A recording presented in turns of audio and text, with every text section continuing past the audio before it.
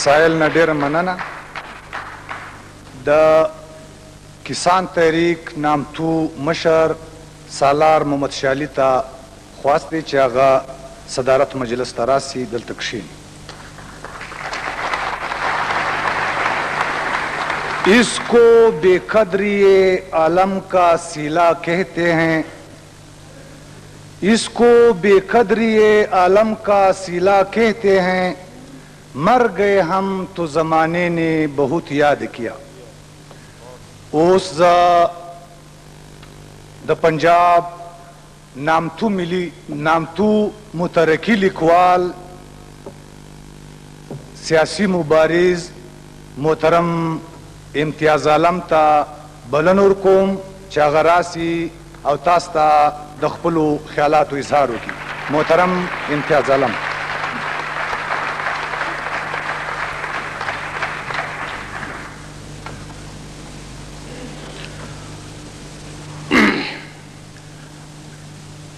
جناب صدر، رہنمایان کرام، میرے کسان تحریک کے اور قومی تحریک کے اور جمہوری تحریک کے دوستوں،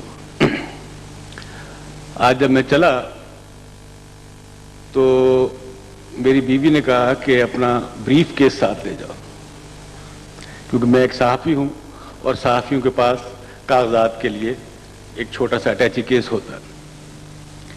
میں نے کہا نہیں، آج میں پولیتھین بیگ میں اپنا ایک کپڑوں کا جوڑا رکھ کے جاؤں گا، کیونکہ باچا اور میں صرف اسی طرح کے بیگ میں کپڑے لے کے پھرتے تھے.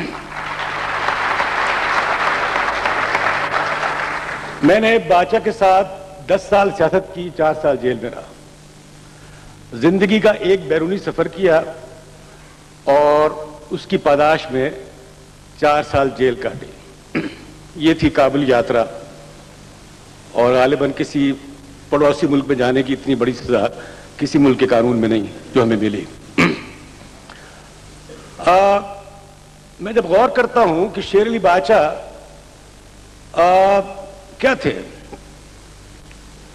شیر علی باچا مجھے نظر یہ آتا ہے کہ شاید وہ جدید زمانے کا اور پختون تاریخ کا پیر روشن تھا، پیر خان. اور باچا کی جو تاریخی تجزیہ ہے پختون تاریخ کا، اس میں وہ پیر روشن کو بڑا سر فہرست رکھتے تھے. ہم نے جب طالب علم تھے تو ہم ابھی نکلے تھے یونیورسٹیوں سے، تو ہم نے نعرہ سنا ہمارا نگر تمہارا نگر حشت نگر کا. تو ہم وہاں سے طالب علم آئے یہاں پہ حشت نگر، تو ہم کیا پہنچتے، ہم میدان پہنچ گئے اور وہاں سے شیر علی باچا کو مل کر مزدور کسان پارٹی میں پہنچ گئے. تو باچا کی تحریک، خود باچا اس خطے کی جو سب سے بڑی تحریک تھی جدید زمانے کی پختون تاریخ کی، سرخ پوش تحریک، ریڈ شرٹ موومنٹ یا خدائی خدمتگاروں کی تحریک، ان کا سارا خاندان اور ان کا سارا ماضی اور یادیں اور روایت باچا خان کی ریڈ شرٹ موومنٹ یا خدائی خدمتگار تحریک میں پیوست تھی. تو باچا میں بتاتے تھے کہ یہ جو کسانی ہے، اور ہم یہ گیت سنتے تھے، دا دا مزدور وطن، دا دا کسان وطن، یہ انہی علاقوں میں اٹھی ہے جن علاقوں میں خدائی خدمتگار تحریک کی جڑیں تھیں. غالباً یہ اسی کا ایک آف شوٹ یا تسلسل تھا.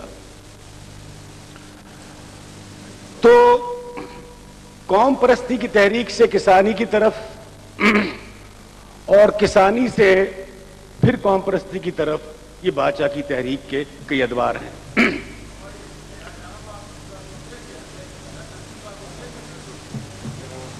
اس میں ہم اسے 2 حصوں میں اور تقسیم کر سکتے ہیں.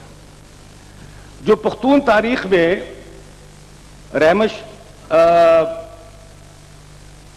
جمال الدین افغانی کے بعد جو سب سے بڑا واقعہ پیش آیا،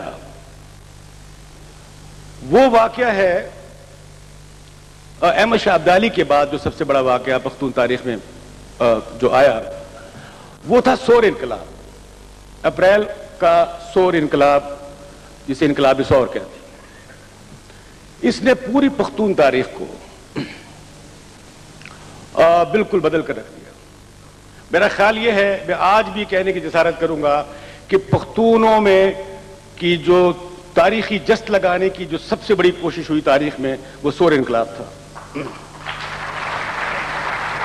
اور جب نجیب کو چرواہے میں کھڑا کر کے پھانسی دی گئی تو طالبان نے یہ فیصلہ کیا کہ ہم جدید دنیا میں داخل ہونے سے انکاری۔ تو لہذا وہ جو دور تھا سور انقلاب کا، اس نے پختون قوم پرستی کو ایک نئی امنگ دی کہ شاید ہم بھی اسی طرح سے کا انقلاب یہاں برپا کر سکتے ہیں۔ لیکن جب سور انقلاب کو شکست ہوئی تو اس کے بعد یہاں پر ایک نیا سلسلہ جنم لیا۔ وہ ہمیں نظر آتا ہے مجاہدین کے بعد، افغان جہاد کے بعد، وہ ہے سور انقلاب کی شکست کے بعد اور مجاہدین کی شکست کے بعد۔ جو کل تک مجاہدین قرار پاتے تھے، وہ ڈاکو، لٹیرے اور وار لارڈز قرار دیے گئے اور طالبان نے انہیں نکال کر باہر کیا۔ آج جب میں جب کابل ایئرپورٹ پر اترا تھا 1980 میں، تو میں اس وقت ایئرپورٹ پر اترتے وقت سوچ رہا تھا کہ اس کابل کا کیا بنے گا اگر انقلاب سور ناکام ہو گیا۔ تو آج ہم دیکھتے ہیں کہ کابل میں جدیدیت کا اور تہذیب کا کوئی نشان باقی نہیں رہا، جس کا شاعر نے ذکر کیا ہے۔ اور جب میں آج پشاور ایئرپورٹ پہ اتر رہا تھا تو میں سوچ رہا تھا کہ کہیں پشاور کا حال بھی کابل جیسا نہ ہو۔ حالانکہ پشاور سے لاہور کا فاصلہ ہوائی جہاز سے 35 منٹ کا ہے، پشاور سے کابل کا ہوائی رابطہ ختم ہو چکا ہے۔ میں مبارکباد دیتا ہوں سندھ، بلوچستان اور پختونخوا کی قیادت کو کہ انہوں نے 10 اگست کو یکجہتی کا مظاہرہ کر کے کالا باغ ڈیم سے جو خطرات آپ کو درپیش تھے اسے مٹی میں ملا دیا۔